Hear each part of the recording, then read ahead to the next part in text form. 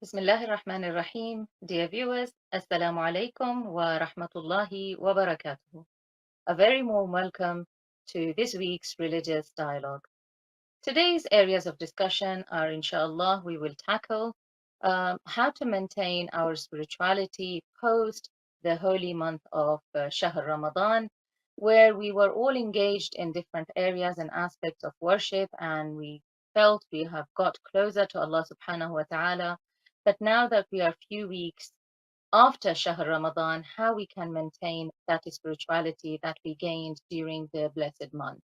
Also, it is the occasion of the martyrdom anniversary of the sixth holy Imam, Imam Jafar as-Sadiq alayhi salam. So we will ask our guest to enlighten us with the fascinating aspects of the personality of the sixth holy Imam and what lessons we can derive from the Imam's life, as well as what is the role of technology in today's spreading of Islam. Joining me for the discussion is Hujjatul Islam wal Muslimin, Samahat al-Sayyid Muhammad Razavi, who is the resident scholar and the head of the Religious Advisory Board at the Shia Islamic Education Society in London, where the Sayyid deals and receives family and matrimonial issues. Salamun alaikum, Sayyid. How are you today? Wa alaikum assalam wa rahmatullahi wa barakatuh. Thank you for hosting the program. Thank you, Sayed, for giving us your time. Sayed, we are now a few weeks after Shahr Ramadan, where I'm sure that you must have gone for tabligh as well. And after all those change of routine that we went through and the acts of ibadat and worship, whether communal or individual, the special connection with the Holy Quran, where we all felt more spiritual. But now, a few weeks on, we are falling back into our routine. How we can maintain that same spirituality that we gained in Shahr Ramadan forward through the year so that by next year we are better. Assalamu alaikum, Shaykh Ibrahim. Dear viewers, we are also joined by Shaykh Ibrahim, who has kindly joined us today as the guest of the week. Salamun alaikum, Shaykh. Thank you very much Wa for alaikum being with us. assalam wa rahmatullah. Sister, thank you very much. I think I should thank you for allowing me to join the panel. It's an honor to have you with us. So I posed the question to the Sayyid about how we can maintain the spirituality that we received during Shahr Ramadan going forward into the year, so that next Shahr Ramadan we are better spiritually. Sayyid? Yes. The holy month of Ramadan was an opportunity for everyone to be the guests of Allah subhanahu wa ta'ala. And of course, this opportunity was not just given like that, but we were told to prepare for this, for gaining the opportunity from this holy month of Ramadan from the holy months of Rajab and Sha'ban. So we were preparing ourselves from in Rajab and Sha'ban, and finally we reached the holy month of Ramadan. So if someone continuously worshipped Allah subhanahu wa ta'ala and took advantage of the Rajab, Sha'ban and Ramadan, he will gain a kind of control on himself and would continue. But this entirely depends on the person, how he worshipped Allah subhanahu wa ta'ala, how did he understand Allah subhanahu wa ta'ala. And there are many who fast and remain hungry, and Ramadan passes, and as soon as the Ramadan passes they are back to their normal life. So that is not an achievement. We should see some kind of change in our life after 3 months of continuous worship and opportunity to be in a position to gain from the blessings of Allah subhanahu wa ta'ala in these 3 months, and especially the month of Ramadan, in which we are invited to be the guests of Allah subhanahu wa ta'ala. I would like to request Dr. Shaykh Ibrahim Kazerooni to elaborate further and mention a few points from his point of view. What do you think about this? Thank you, Maulana. The question is pertinent every time the month of Ramadan is over. The community sends us the same question and asks us, okay, where do we go from here, and how can we maintain what we have gained during the month of Ramadan and continue with it? I believe, although I echo what Maulana has already said, but we need to divide people who approach the month of Ramadan into three groups. And I take kind of advice from the khutbah, or at least advice that Amir al-Mu'mineen gave to Kumail, الناس ثلاثة فعالم رباني ومتعلم على سبيل النجاة وهمج رعاء. I don't believe the issue of thinking about the program after the month of Ramadan would apply to the last group, the Hamajun Ru'a, people who really care less about the month of Ramadan. Month of Ramadan, either they haven't fasted, and if they have, as Maulana said, they have gained nothing beyond abstinence of the food and drink, and they consider the month of Ramadan as an aberration that they are looking forward for it to departing, and they can go back to the normal lifestyle.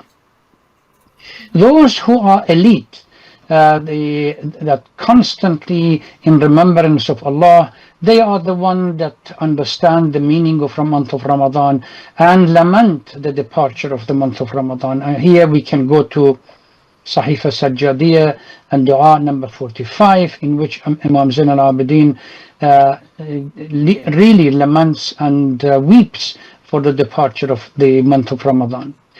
For the rest of us, the mortals that we fall within the third category in the middle, I believe the success and failure of the month of Ramadan depends on the planning that we had for the month of Ramadan in advance.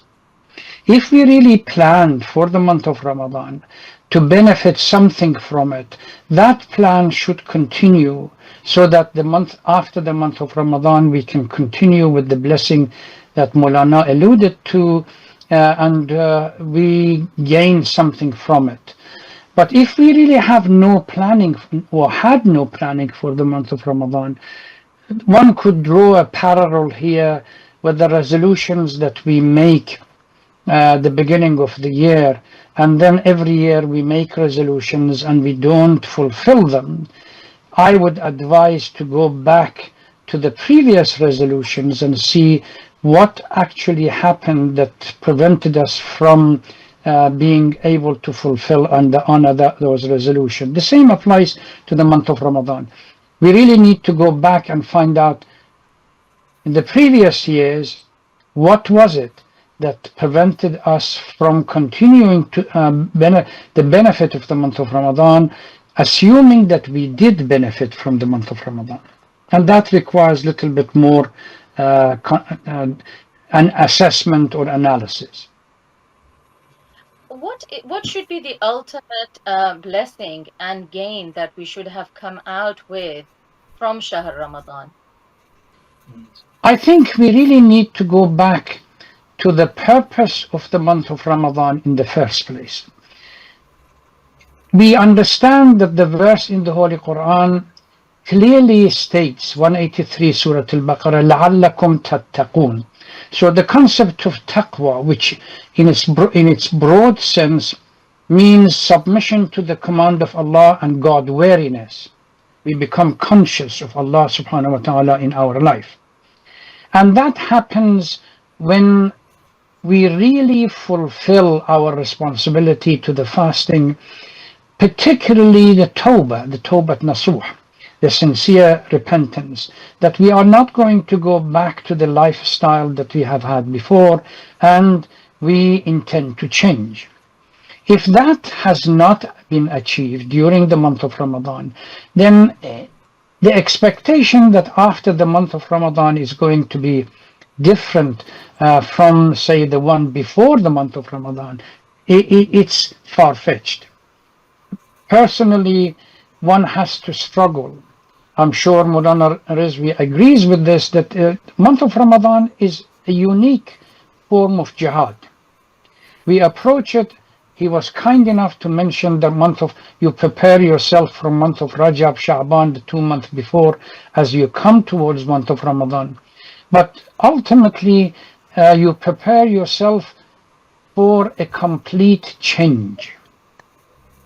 I normally, in my lectures, I have used this metaphor of what I call black box, in and out. That according to a number of traditions, the person who comes into the month of Ramadan must be totally different from the person that comes out of the month of Ramadan. How much we have been able to change. I'm not saying that all of us have the privilege or the blessing that we are going to complete change, but how much we're going to change during the month of Ramadan depends on the struggle and the jihad that we go through, and we are able to eliminate some of the sinfulness and forgetfulness that we have had before month of Ramadan. So then, Sayyid, following on from these brilliant points that the Shaykh just made, year in, year out, Shahr Ramadan comes and passes by, yet you see there is no change in people's personalities, no change in people's behaviors and attitudes. As the Shaykh mentioned, it is a month where we should be gaining more taqwa, more God-wariness, more God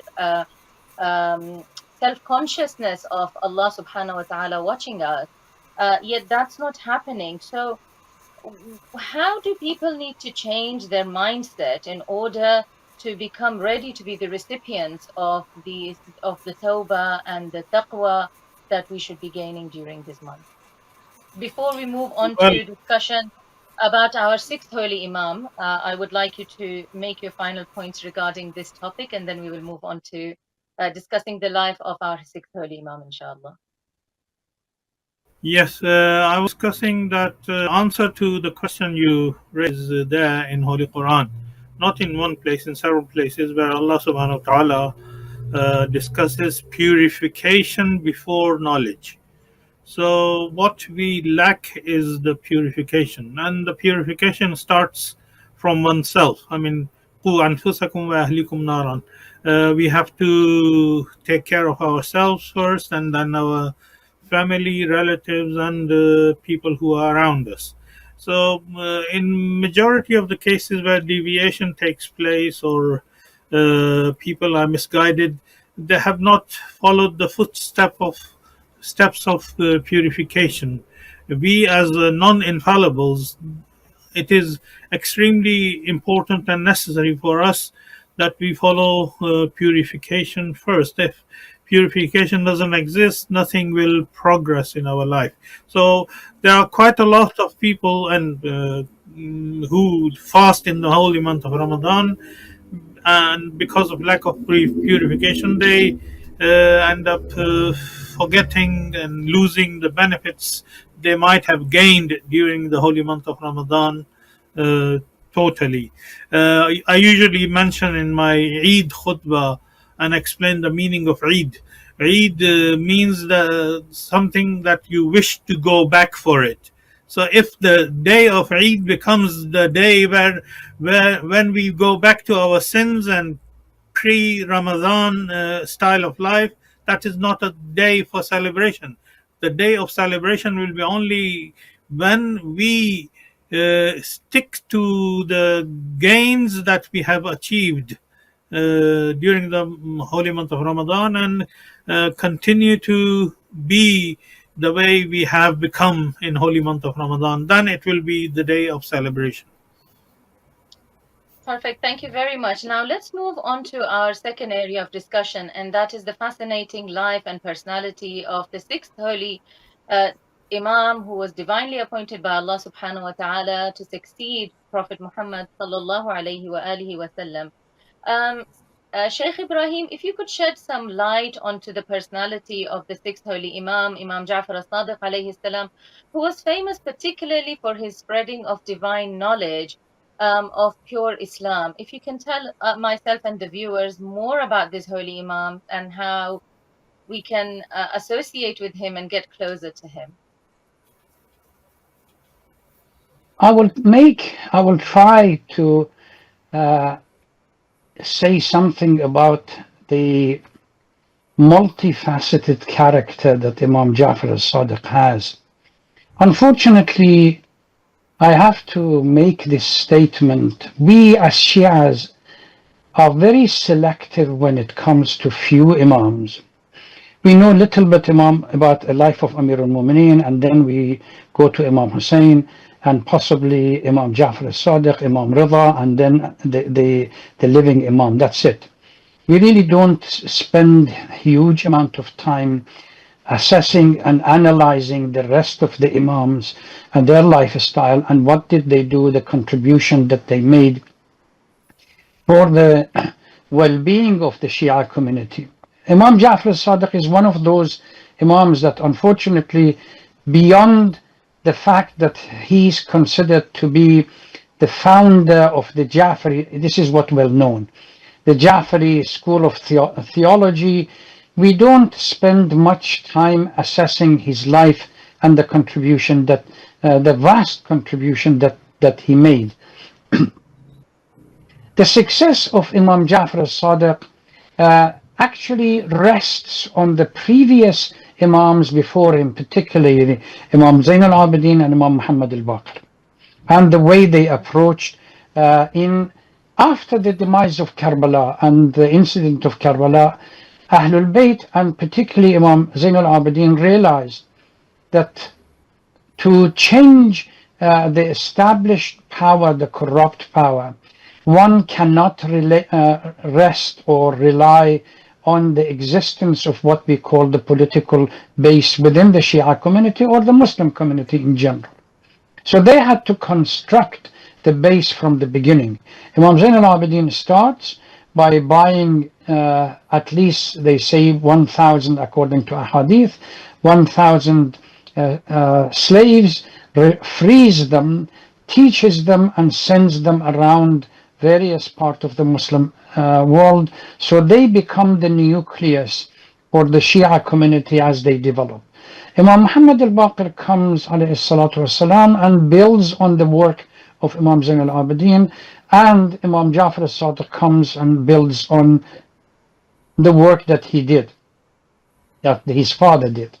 Certainly, the unique political as well as social environment that existed during the life of Imam Muhammad al-Baqir and Imam Ja'far al-Sadiq gave them the opportunity that to spread, not only teach and spread the knowledge that Ahlebait have around the Muslim world and make people familiar to the knowledge of Ahlebait. Imam Zain al-Abidin has a hadith that says, when I went to Medina, when I went after Karbala, he went to Medina, there were probably five people that truly understood the position of the Imam. The rest of the society did not. Now, if you compare that as the base, and then during the life of Imam Ja'far al-Sadiq, you have 2,000 people coming, at least 2,000 people coming to the mosque and listening to Imam Ja'far al-Sadiq. That gives us the degree of work and the sacrifice that they made for to spread the knowledge of Ahlebait. We have huge in our, I'm sure Maulana knows as well as I do and others. If we look at the ahadith that we have, two Imams we have more than anybody else hadith from them. Imam Ja'far al-Sadiq, which is more than Imam Muhammad al-Baqir, and Imam al-Rida, because of that unique political establishment that they were able to communicate with people. So the life of Imam Ja'far al-Sadiq is not something that we can discuss, but unfortunately we have not been able to propagate the life to the degree that others would benefit from it, not irrespective of the theological part, that he is the founder of the Ja'fari school of thought, theological thought. what was the contribution of Imam Jafar al-Sadiq to the intellectual development within the Muslim world that the rest of the Muslims need to know? This is one of the critical challenges that at least first is the Shias and then obviously the rest. It's an important point you raised there, the intellectual involvement of Imam Jafar al-Sadiq to the Muslim world. Sayyid, many of the Islamic scholars of the opposite school of thought of Ahl Sunnah wal Jama'ah, of course, graduated under or benefited from the sixth holy Imam. Also, as the awaiters of Imam al-Hujjah alayhi salam, may Allah subhanahu wa ta'ala hasten his reappearance, what are the lessons we, the followers of Ahlebait alayhi salam, can learn from the lives of the fifth holy Imam and sixth holy Imam in order to prepare for the coming of Imam Zaman? Sayyid? Yes, as Shaykh Ibrahim Kazerooni mentioned, there is no doubt that the success of Imam Jafar Sadiq, Imam Muhammad Baqir, is due to the sacrifices that were made by Imam Ali, Imam Hasan, Imam Hussain. And I have mentioned this in my speeches as well, that Imam Zainul Abidin, after tragedy of Karbala, realized that what was lacking in the community was lack of spiritual awareness. So he concentrated on du'as and spiritual uplifting of the community, and mashallah, he trained, as Sheikh Kazerooni also mentioned, that it was his effort that Imam Jafar Sadiq ended up with thousands of students in his class. And as you mentioned, he is not only the founder of Mazhab Ja'fari, but he is direct or indirect teacher of all major Sunni schools of thought. So Imam Jafar Sadiq, he concentrated on passing the knowledge. He didn't really bother what he of course bothered to pass the right knowledge, but there are others who took advantage and they wanted to promote themselves rather than their teacher, and this is why so many different sects were created after Imam Jafar Sadiq alayhi salatu wasalam.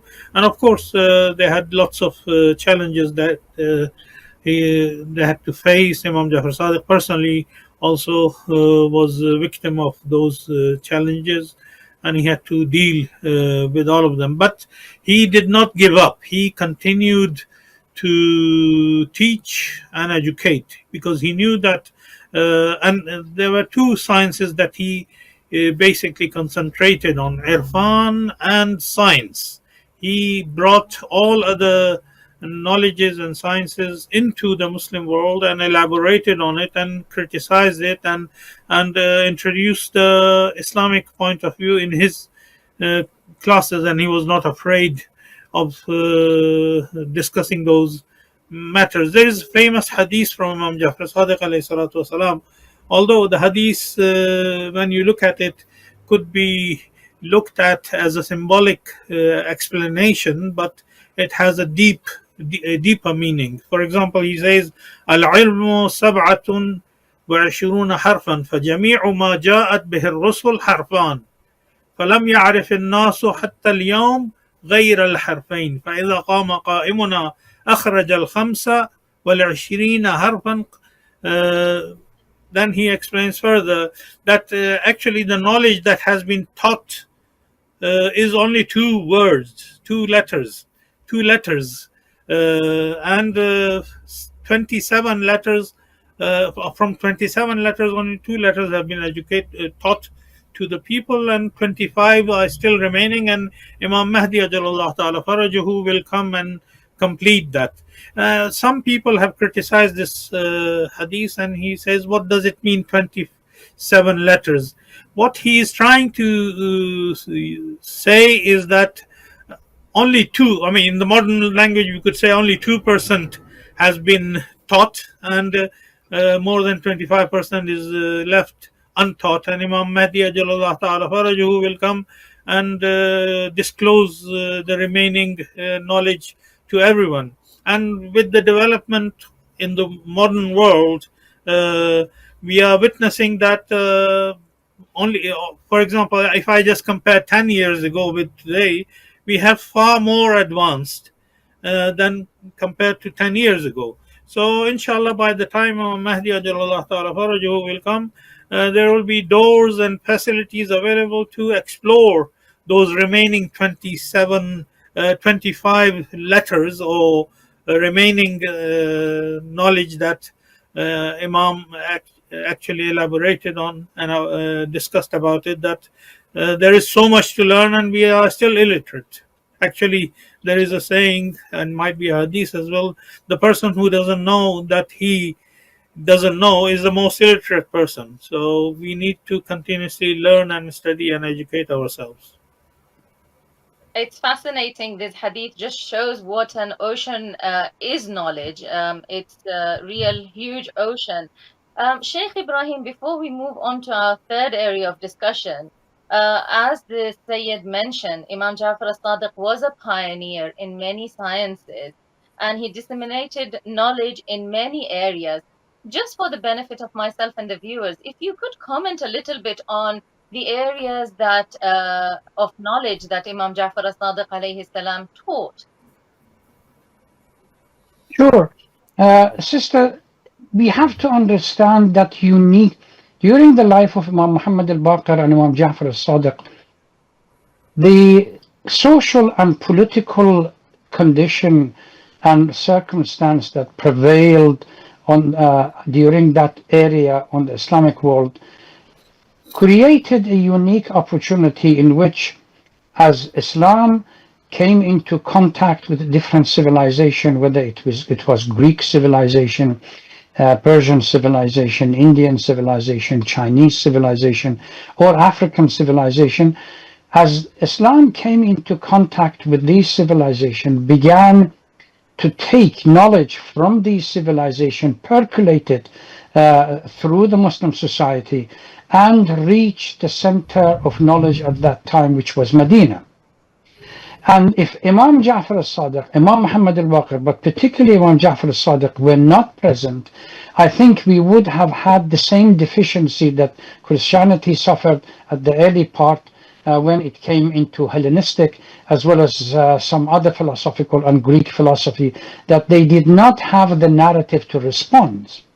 Imam was able to provide a proper narrative and response to philosophical questions that came, medical questions that came, scientific questions that came, and various other issues that these questions were presented. Even, you see, what today we call it agnostic or atheist and so on. This kind of philosophy reached Medina, and atheists and agnostic used to get together during the in the mosque of the Holy Prophet and preach their own philosophy. Who was it that was able to challenge this idea? It was Imam Jafar al-Sadiq. So the philosophical approach into how to respond to these kind of things. Oh, it's a multifaceted kind of areas in which Imam Jafar al-Sadiq, medical, the chemistry and medical field, foundation of it started from Imam Jafar al-Sadiq's time, and naturally it was taken by other scholars and moved forward.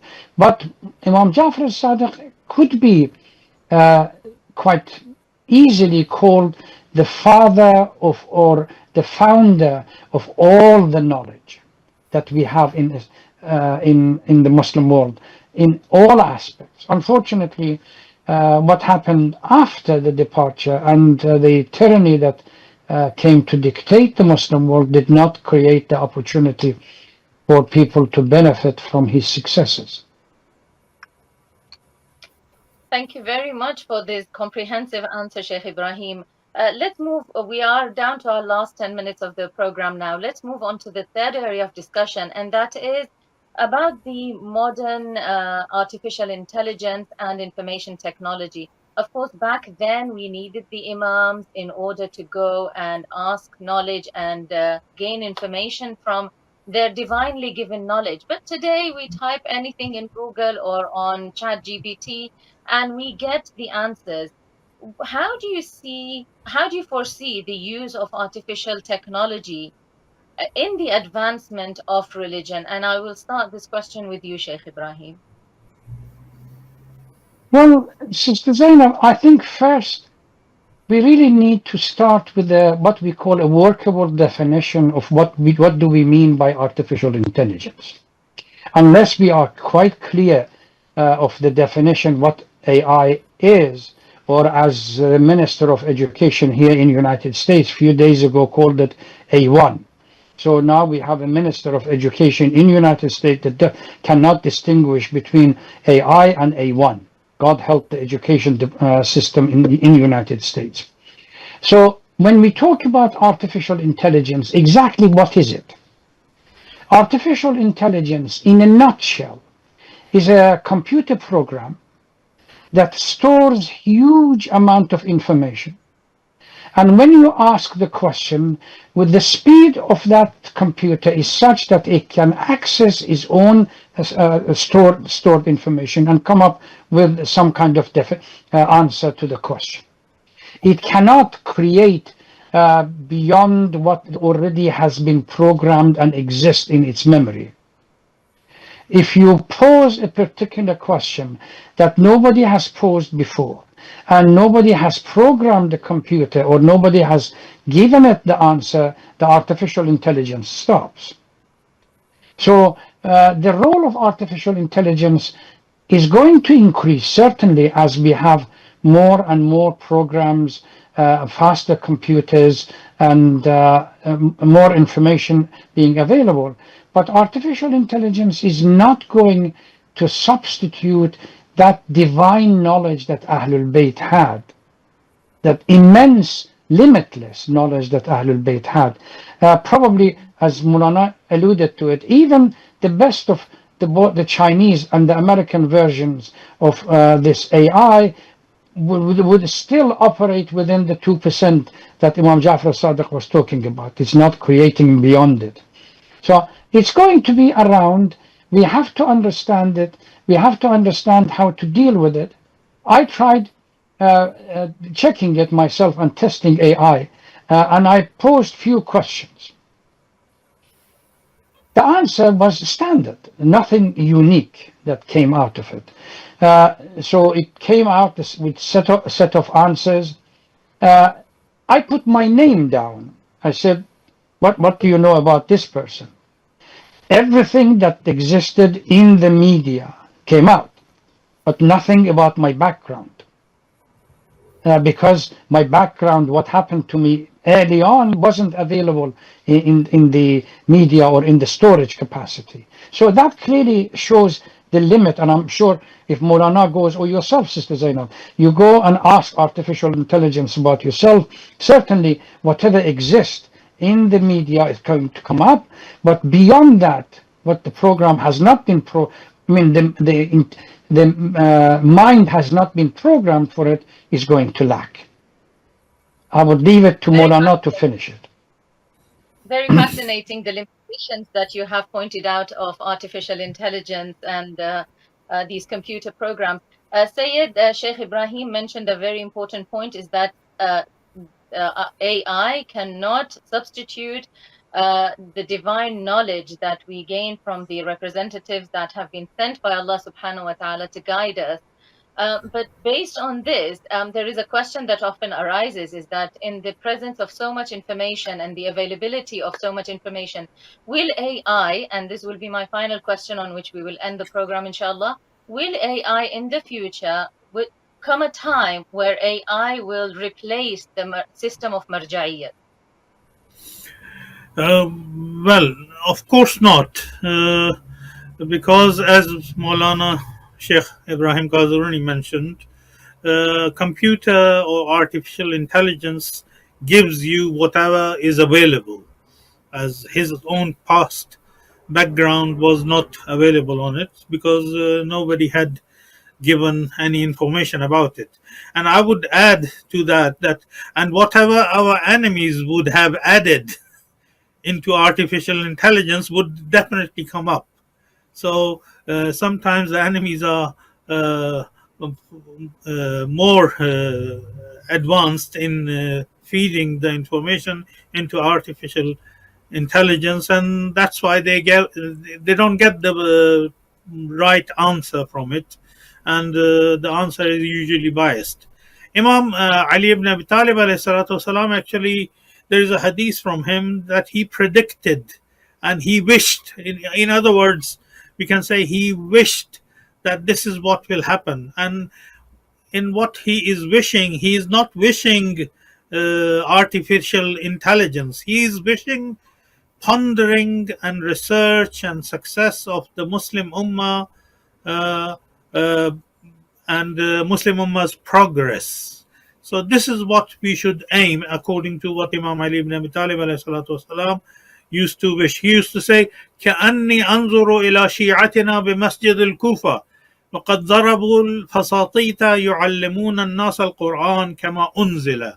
So it may this hadith has existed for many years, but it depends how you interpret it and how you look into the meaning of it.